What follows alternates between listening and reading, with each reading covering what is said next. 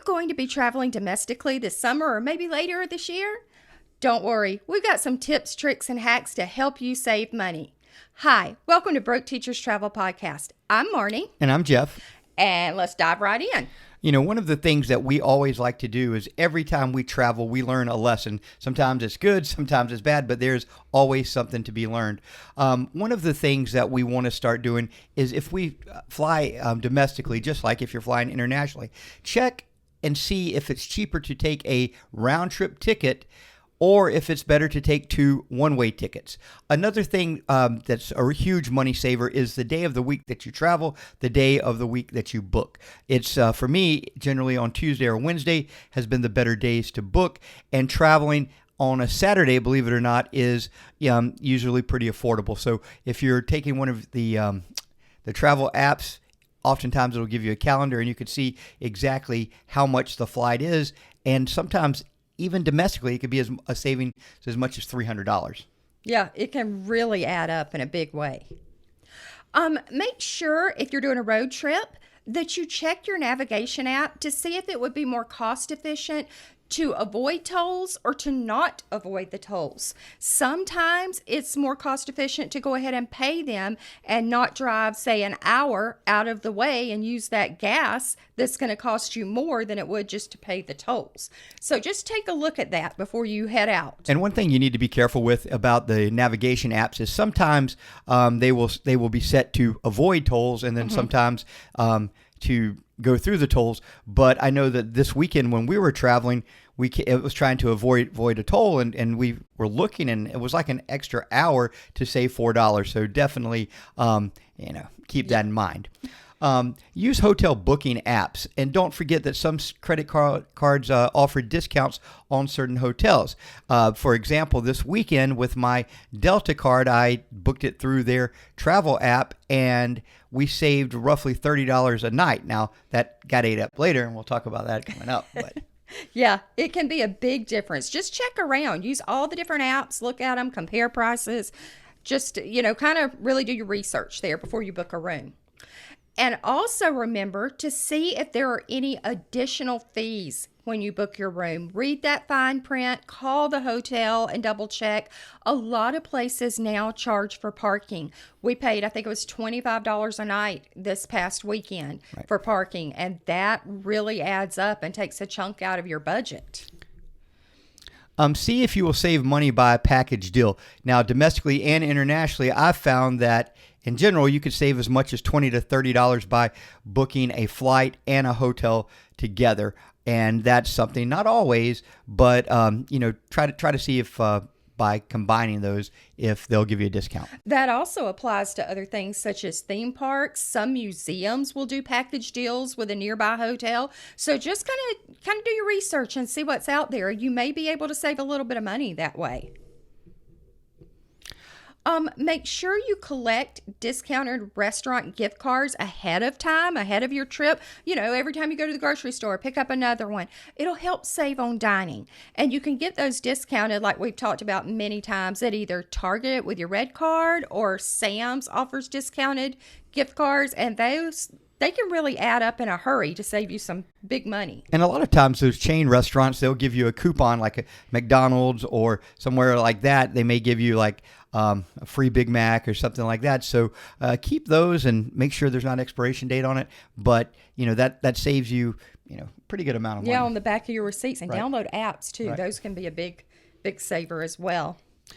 All right, check with your employer for any corporate discount codes. Again, with the school system, we employ a lot of people, so they're a lot more likely to do that. But I know a lot of first responders, the military often get discounts as well. So if you're a teacher, a first responder, in the military, ask for those discounts because they will give them to you. Yeah, and they can definitely save you a lot of money.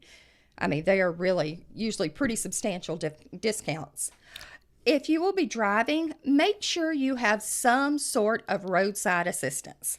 Now we are not the most lucky people with this. Now, this week we were at Kennedy Space Center and our battery went dead. Now, the other thing I will tell you about that is it's great to have roadside assistance, But also, if you're somewhere like that or Disney World, go ask someone and they will bring their own people, and you don't necessarily have to activate your roadside assistance. Right, right. They usually have one of the little boxes that they can jump your car off, and all you have to do is talk to someone at the front gate, and they're usually able to call security or someone to come help you. I know in the Disney parking lots and Universal too, I believe there are usually people going through them occasionally, so you can usually wave someone down to help. And sometimes they, even if they can't fix the car that evening or even tow it somewhere that evening, they can at least get somebody there to take you to a hotel or something like that. Yeah, So, you can definitely get some sort of assistance. okay, as teachers, we only have a set time that we can travel. However, if you want to save even more money, travel in the off season.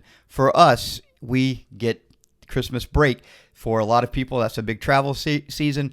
But the second week, the first week of the year, the second week of our break, generally you could get things cheaper there. Also, March and spring break, especially if you have an early spring Early break. one, yeah. Yeah, those tend to be really good. And generally, June and not July is a cheaper month to travel in as well. Yeah, you just have to kind of pay attention to everything and do your research, and you'll see. Also, consider destinations where teachers get free admission. Believe it or not, there are lots of them. We're working on some upcoming YouTube shorts and Facebook and Instagram reels about this topic specifically. So make sure you stay tuned, pay attention, follow us on social so you can see this. We have discovered a lot of places that teachers get in for free. And remember, free admission doesn't necessarily mean free parking, okay? Right. So, this weekend, that kind of happened to us, and I was like, oh, well, we get the tickets for free, but then the parking was at $35, and I was like, man, that's a ripoff. But then when I realized that, hey, we didn't pay any, Yeah. we didn't pay any We didn't pay for admission, admission. so it was a really good deal. And also consider booking things in advance, especially theme parks and things like of that nature, because sometimes you could get a discount there. And if you travel with like a group of people, say your extended family, you bring your mother-in-law and father-in-law, maybe brothers and sisters and their kids. Oftentimes, if there's a group, sometimes as small as 6 or just 10, usually you could get some sort of discount if you book a group package there. Yeah, that can save you a few dollars. Instead of eating in expensive restaurants, if you're doing a road trip, remember that many grocery stores have great delis, like subs. Go grab a sub. When we look at, Publix, that's the big grocery store around here, the Publix subs, a bag of chips, you split a 12-inch sub, then you're talking about a meal for around $12, which is pretty good. Yeah, that's way cheaper than, eating out somewhere. Check to see if the hotel you're staying at offers a free breakfast. Some hotels have surcharge, but if it says free breakfast, then go for it. And, I've really been surprised with the coaching and with just traveling. Some of those breakfasts are pretty good. Yeah, this weekend it was a whole buffet. It was really nice. Right. I mean, it wasn't just powder. I mean, there were real eggs. And the other thing to save money, I always do this, and sometimes Marnie rolls her eyes at me, but, if there's a bagel and, something that you could take with you, jam in your little bag for a snack about 10 o'clock. That way you're not worrying about your 10 o'clock snack in the morning. Yeah, and that's going to do it for this week on how to save money traveling domestically. Next week, we're going to talk about how to save money when you're traveling internationally. We've got some good ones for that. But that's going to do it for today. Remember, subscribe, like us, follow us on social media. And remember, break the monotony. Not the bank. Have a Bye, good weekend, guys.